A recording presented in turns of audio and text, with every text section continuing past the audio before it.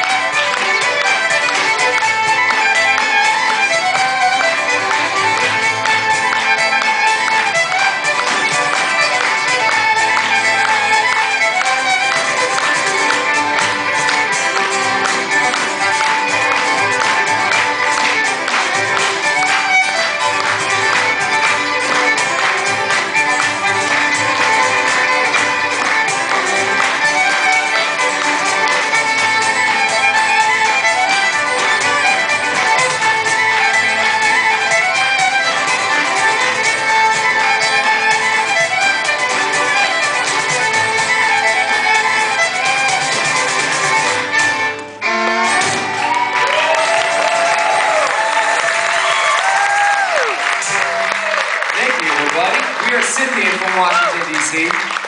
So why are we giving a workshop on busking? Well, I guess we could say our band started out in the streets. Not in a tough way. We just started out with our fiddles. We were desperate. Not in a tough way. Yeah, we're not that type of streets, but we started out as street performers. A long time ago, we were playing our instruments and we were jamming together, and all of a sudden, one day I got the idea of, listen, let's just go out and see if we can maybe make some gas money. And we ended up just going out. Totally, I couldn't even play the guitar standing up at the time. I had to sit in a bucket. And we only which prevented it from being filled with dollars. true. That's the slow So part. we didn't lose hope. We learned from our mistakes, which is basically that's huge in street performing. Is every time you go out, it's a total different mindset you get into. It's a great thing. You actually go out and if people throw money in, that's their sign of them appreciating your music. So it's a great sign of just instant job satisfaction. You're doing a good job if people are throwing money in your bucket. So it's a really uplifting thing. But also it's great because you're constantly paying attention to your surroundings and you're learning from your mistakes, like sitting on a bucket is a bad idea. And so over the years, we did it for about a year and a half, and then we found that, you know, it's not works better than a bucket. yeah, exactly. So that's it's not. It's if they don't throw money, it doesn't mean you're not doing well. It just means people are being jerks. yeah. So there's an interesting dynamic because you are trying to get money because if you're doing it either as a source of income or for gas money or you're stranded. And so there's this interesting dynamic of you have your art that you're presenting, but also you need to somehow reach out and engage people who are actually going from point A to B, and you have to somehow grab them and make them stop because basically they don't want to give money up, and also they're busy. So it's a pretty interesting game getting out there to see how you can have people to stop what they're doing and to pay attention. Yeah, I mean, there's no better way of destroying that stage fright that every musician has because you play your four walls. You got to make that transition to playing for people. And there's nothing worse than looking in your bucket or in your case or in your hat and there's nothing in there at the end of the show. So it's like we better start making fools of ourselves, start jumping up and down, or doing whatever we can do in order to get people's attention. So we kind of learned the hard way, and slowly with little tricks it started piling up. We went from getting waters to paying for dinners and things like that. So That's cool. So does anyone have any dollar bills here? So here's the first trick. It's very important.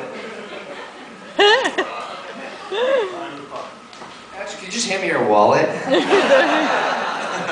You can trust us. We're street performers. That's got to be a single. Sorry, we're not that good. There's one over there, and we need one other one. You'll get it back, I promise. We promise we'll get it back to you. So this is the most important thing. You never want to start off with an empty case because then people think, wow, this guy really These guys isn't good. suck. Yeah. They're not good. So what we always did is we take two $1 bills and then put them in our thing and say, make babies.